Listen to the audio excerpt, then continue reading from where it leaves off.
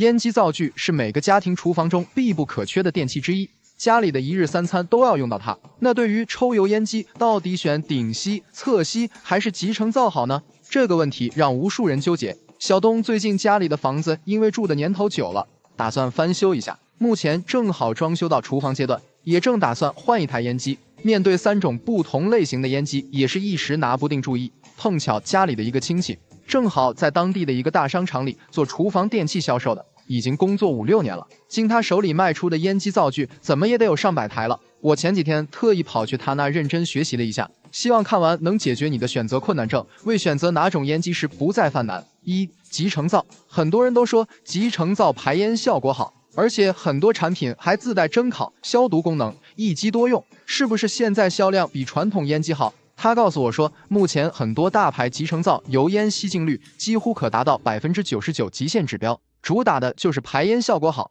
多数人选择它也是看中了这一点，但仔细对比分析一下，其实并不是大家想的那么简单。因为集成灶采用的是静吸侧排，所以它对蒸、煮、炖、小炒这些有规律的，而且是固定位置的。相对温和的油烟，它的效果是最佳的。但是如果是煎、炒、烹、炸、过油爆炒这种炸开的不规则的油烟，还有需要颠勺产生的移位的油烟，这个集成灶的侧吸就不灵了。其实目前选择集成灶的还是年轻人居多，主要是有4个理由。1、性价比高，现在年轻人都会算账，如果买集成灶可以省去1米橱柜的钱。别看集成灶动辄18000一台，但是减去做1米橱柜的成本，实际到手相当于才花了5、6千，感觉特别划算。2、外观时尚，年轻人觉得集成灶是把烟机、灶具组合成一体机，所以设计外观上更好看。而且集成灶目前算是个新东西、新潮流，用的人不多，就是时尚。3、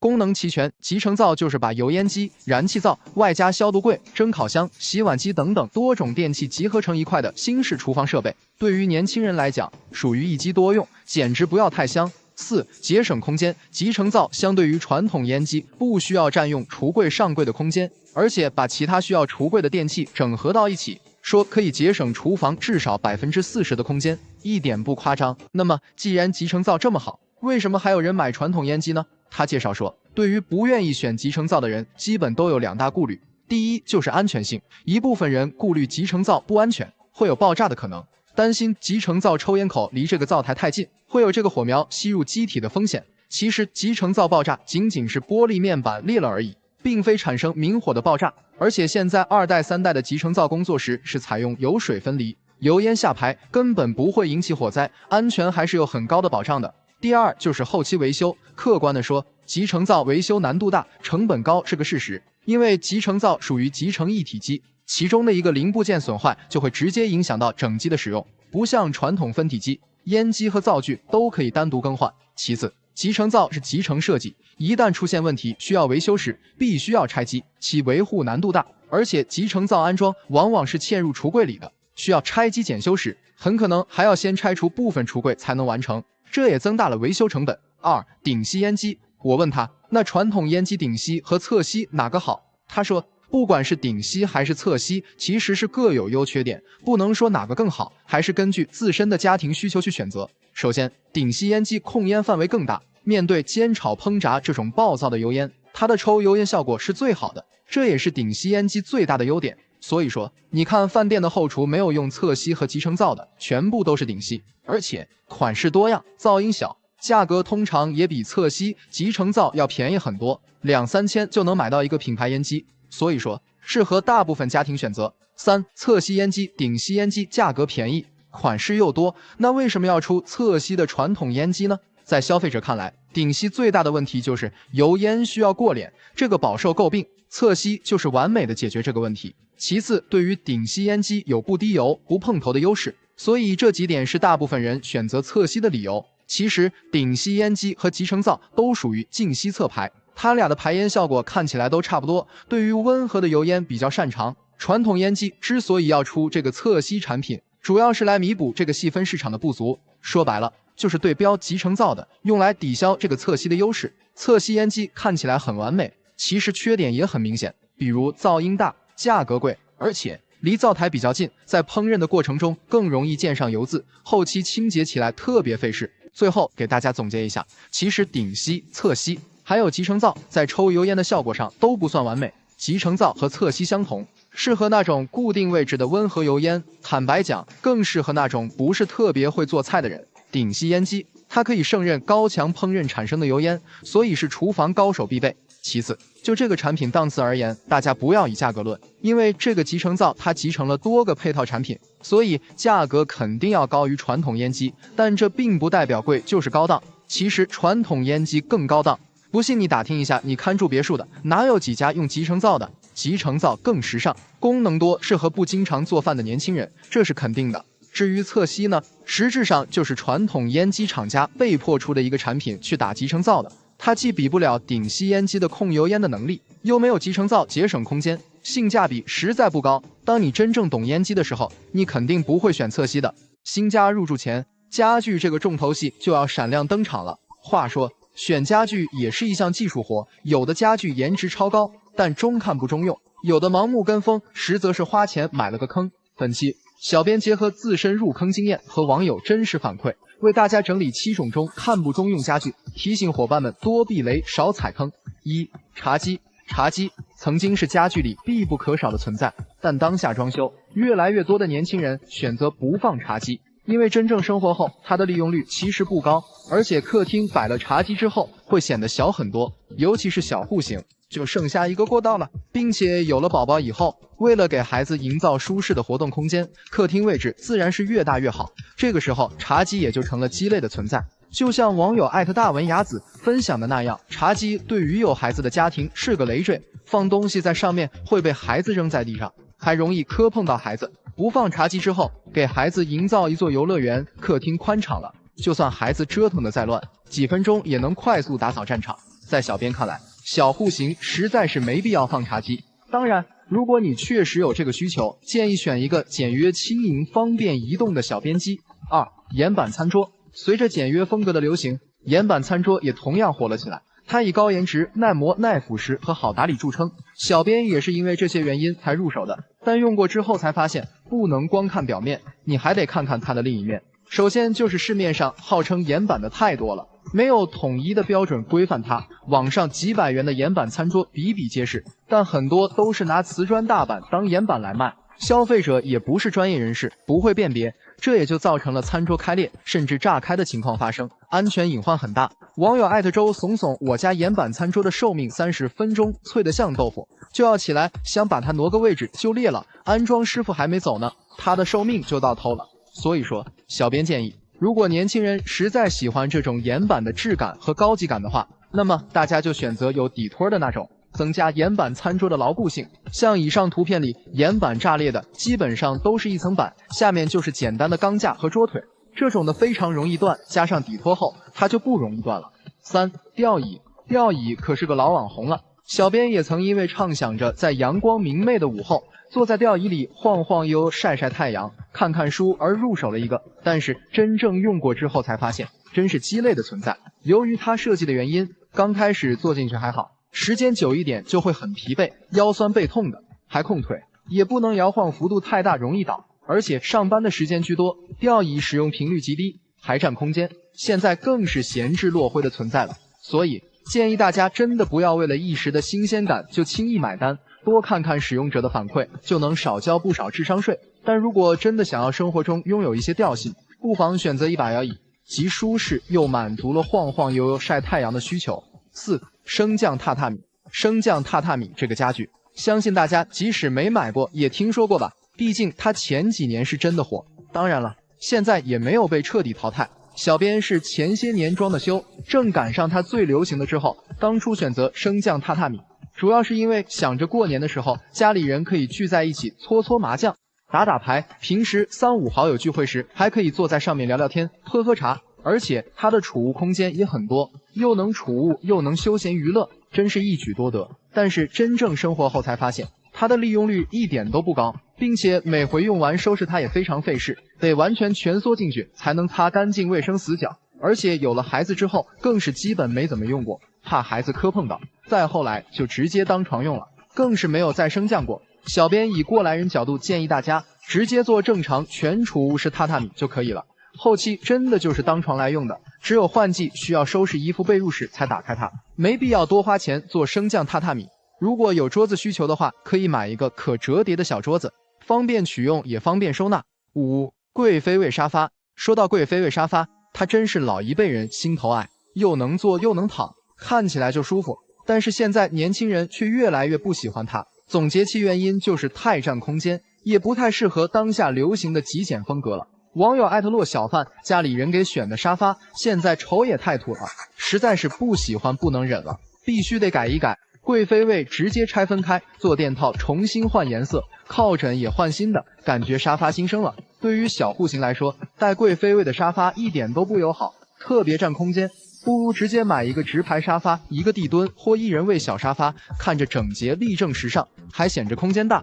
6. 床尾凳。床尾凳这个家具最开始是欧洲国家流行过来的，一般作用就是坐在上面换鞋、放睡衣外袍，还可以防止被子掉落之类的作用，主要跟床摆在一起看起来很高档。小编当初也是因为看卖场这么一套摆着好看才买的，但是没考虑到面积问题。对于中国大部分家庭来说，它真的是个鸡肋的存在，因为我国普遍商品房的户型，卧室区域也就10多平的空间，放上床再放个床尾凳，基本也没剩下多少面积了，显着非常拥挤不说，半夜起来上卫生间迷迷瞪瞪的，还特别容易绊脚。小编有幸被绊到过脚趾头，那真是瞬间就神清气爽了，最后用不了多长久，它就沦为堆衣服的地了。小编建议，如果你的卧室非常大，且你的装修风格是欧式美式，那你可以考虑买一个，不然的话都不建议买床尾凳。如果有更换的衣服没地方放的话，建议买一个墙面挂钩或落地衣挂，极省空间，而且利用率也高。7. 豆袋懒人沙发。当初买豆袋懒人沙发的起因是，小编去澡堂的休息大厅休息，地面上放的就是这种豆袋懒人沙发，坐上去非常舒服。于是回家之后果断在网上下单买了一个，但是用了一段时间后就发现它真是很鸡肋。首先就是它是布面的，放在地面上的原因，它需要经常清洗，不然很容易脏。再有就是坐的时间长点，非常容易变形，软塌塌的。后来有一次拆洗时不小心把它里袋弄破了，好家伙，里面的泡沫填充物撒得到处都是，而且泡沫填充物因为静电的原因到处粘，收拾了2个多小时才收拾完，果断扔掉，再也不会买了。小编建议，如果特别喜欢低矮的懒人沙发，可以考虑买一个皮革面里面带支撑的懒人沙发，又好打理卫生，还不易变形，同时也没有填充物炸开的风险。文末总结，以上内容都是来自小编亲身经历感受，以及网友真实评论反馈。这7件鸡肋的家居用品，建议大家列入断舍离清单，别再投入了。新房装修，很多业主还在纠结装哪种热水器好。如果你对热水器完全不懂，那建议你直接选燃气热水器。燃气热水器体积小，加热成本低，即开即热，不挑季节和天气，可365天24小时不限量提供热水，是几种热水器中最稳当的选择。但很多人对于如何选购燃气热水器还是一知半解，可能花了大价钱买回家的产品，没用多久就也出现了水流量小、水温忽冷忽热等问题，大大影响我们的用水体验。这一期小东结合自身的使用体验以及选购燃气热水器的6个核心关键点，告诉大家怎么买燃气热水器好用且省钱。1. 升数怎么选？首先，大家都知道储水式电热水器的升数是代表容量，即升数越大，储水容量越高。但燃气热水器是不储水的，属于即时加热型，所以它的容量是以出水量来衡量，升数是代表每分钟可以把多少升水升温到25摄氏度。那具体买多大升数的合适，这主要取决于我们一般是多少个人同时使用热水。举个例子，家里是1厨1卫的，那买个13升就够了。如果是1厨2卫，那一般都是2人以上同时使用热水，那选16升就够了。当然，家里有大浴缸的可以选20升以上的。我的建议是升数尽量选大的，真的不会后悔。2. 排气方式选哪种？燃气热水器51次，3种排烟11次，分别是直排式、强排式、平衡式。首先，直排式热水器是将气体直接排放到室外，安全性差，在冬天不开窗通风的情况下，容易导致一氧化碳中毒，所以基本已经淘汰和禁止生产了。目前主流的排气方式就是强排式和平衡式，其中在这排是因为安装比较简单，性价比也高，被广泛使用，51次数家庭的选择。但需要注意的是，它必须安装在空气流通的地方，比如家里的厨房或阳台。而平衡式热水器是一种采用完全封闭的热水器，进气来源于室外，燃烧后排放到室外去，也是目前唯一可以安装在浴室的。但这种热水器成本很高，安装也比较复杂，一般在高端热水器上才会使用。3. 水箱材质怎么选？燃气热水器的热交换器是燃气热水器的核心部件，也是热水器加热性能的关键。水箱在长期高温高湿环境下工作，所以选对材质也非常重要。目前市面上的水箱材质比较常见的有无氧铜、零脱氧铜以及不锈钢材质。首先，不锈钢材质的不建议选，效率低，加热比较慢，而且11次贵。在这个优势就是保温比较好，无氧铜热传递效率高，加热也更快，而且耐腐蚀，高温性能也比较好，价格也比较实惠。而零脱氧铜11次含氧量更低，使用11次长，但导热性略低，具有99.9%抑菌率。综合来看，无氧铜和零脱氧铜区别并不大，都是热交换器水箱材质不错的选择。4. 恒温方式怎么选？我们平时洗澡时，其实最担心的就是热水的温度不稳定，水温忽冷忽热的，相信大家都受不了，所以就会涉及到燃气热水器的恒温功能了。它主要是保证我们出水温度的稳定，不会因为用水或者水压的影响导致忽冷忽热。常见的恒温方式有比例阀调节、水汽双调以及水量伺服器3种。第一种是入门级的，通过控制燃气比例调节阀来控制水温，它会受水压以及多处用水量的影响，恒温效果差，一般在低端燃气热水器上还在使用，不推荐大家选。第二个是进阶级，是在这个燃气比例阀的基础上增加了水汽双调，它会比只有燃气比例阀的调整有很大的提升，水温的波动可以控制在0.5度左右，整体会比较舒服，但是它会受水压因素的影响。第3是高阶级，就是增加了水量伺服器的调整，它不会受到水压、季节性温度的影响以及多处用水的干扰，恒温基本上可以说是达到了最优，但是价格也是最贵的。这种技术常见于高端的燃气热水器中，但是其实水量伺服器它其实更适用于水压波动比较大的夏天。如果说我们家里的水压波动不大的话，那其实水汽双调就够了，性价比也更高。5. 下置风机和上置风机选哪种？风机的位置怎么选？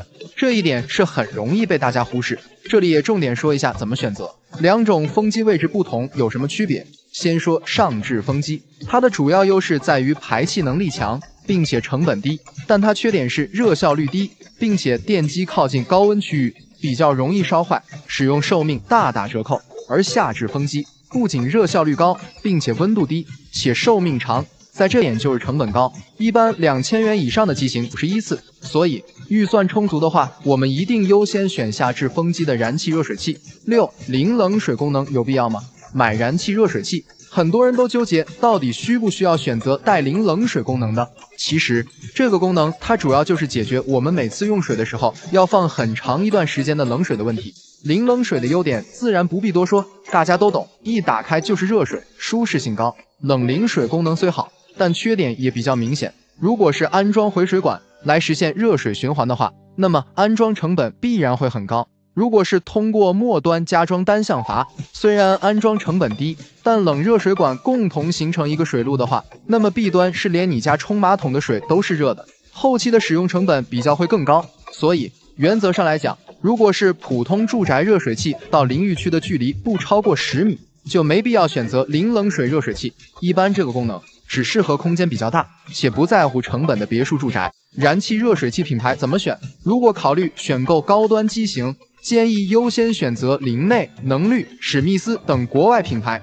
恒温与性能方面表现更好，特别是在高端产品上尤为出色。如果中低端机型，可以考虑海尔、美的、万和、万家乐等国内的主打性价比的品牌，市场占有率高，售后也有保障。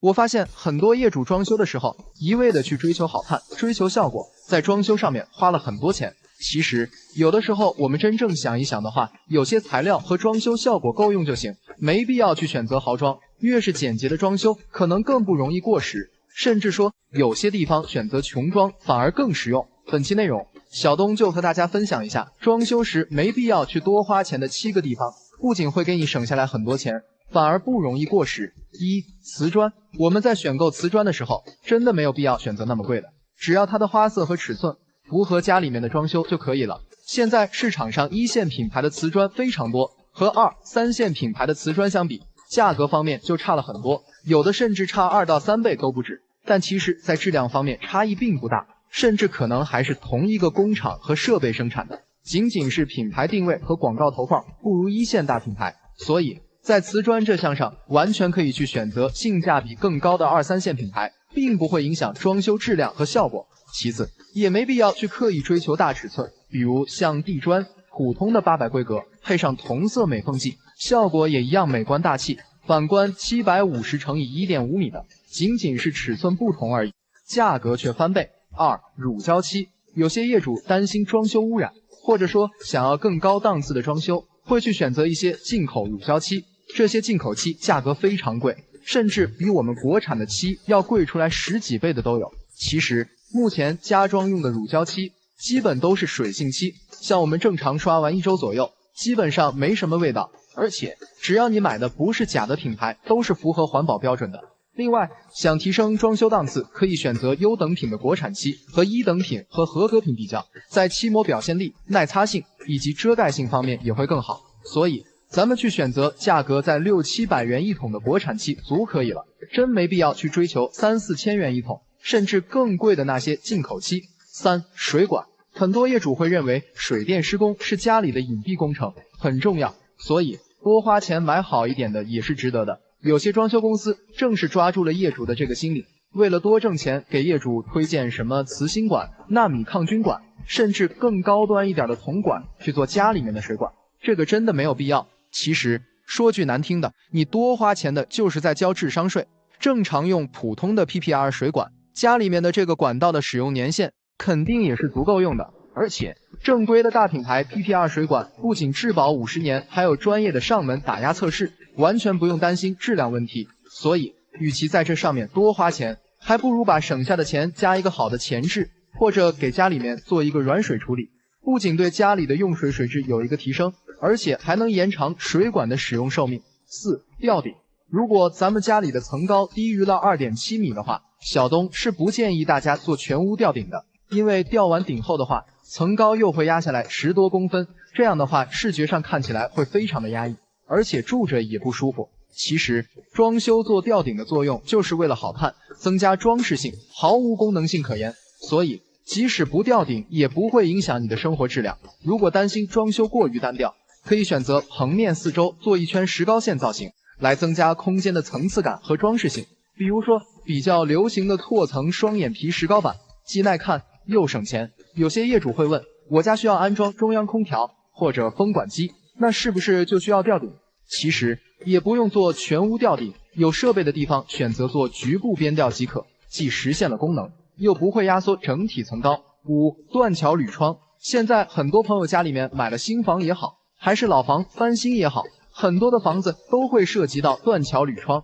比如我们装修中要封自家的阳台，普通用的都是断桥铝窗。那断桥铝窗我们用什么样的规格和价位的合适呢？其实像普通住宅，你用65型材的3层中空玻璃，价格在7、800元一平的，质量就足够用了，隔音效果也能达到。如果说你家的楼层并不是很高，而且又不临马路，用65型材的双层玻璃也可以满足日常的需求，真没必要去做那些铝包木或者是100以上的型材。像那些卖的很贵的108、120系列断桥窗，基本上都是窗纱一体式的，所谓的厚度只是型材的中空距离加宽了，看上去更美观，没厚实而已。其实对于保温、隔音、隔热性这几个方面，其实并没有多大的提升。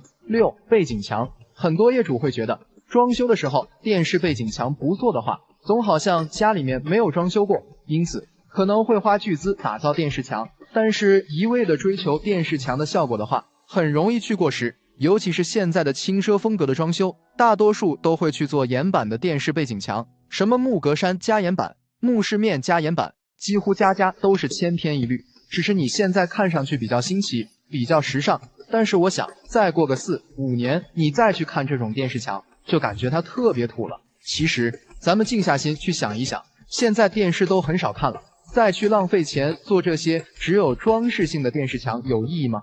正常情况下，我们贴一个壁布，或者做个简单的石膏线造型，刷个乳胶漆，其实也能达到装饰效果。这样的话，我们电视墙会省下来一大笔费用，省下的钱可以去升级个尺寸更大的电视者视投影。7. 卧室床。其实我们现在买的床，大多数也都是摆到家里面，只能看到床头，床体我们根本看不到。莫不如说，咱们用做衣柜的颗粒板也好，生态板也好，去做一个床的箱体，再买一个成品的床头放上去，这样整体下来也会给你省下来一笔费用。而且咱们自己做成的这种柜体，储物的功能会比我们买的成品床更好一些。现在市场上看上去款式不错的成品床，一般的价格也不会很便宜。如果用板材去打床体，然后自己到成品市场去买一个床头的话，你这个床头可以把预算调得高一点，让床头更漂亮，档次更高一些。这样的话，做出来的效果也是非常好的。如果说你家的装修预算不高，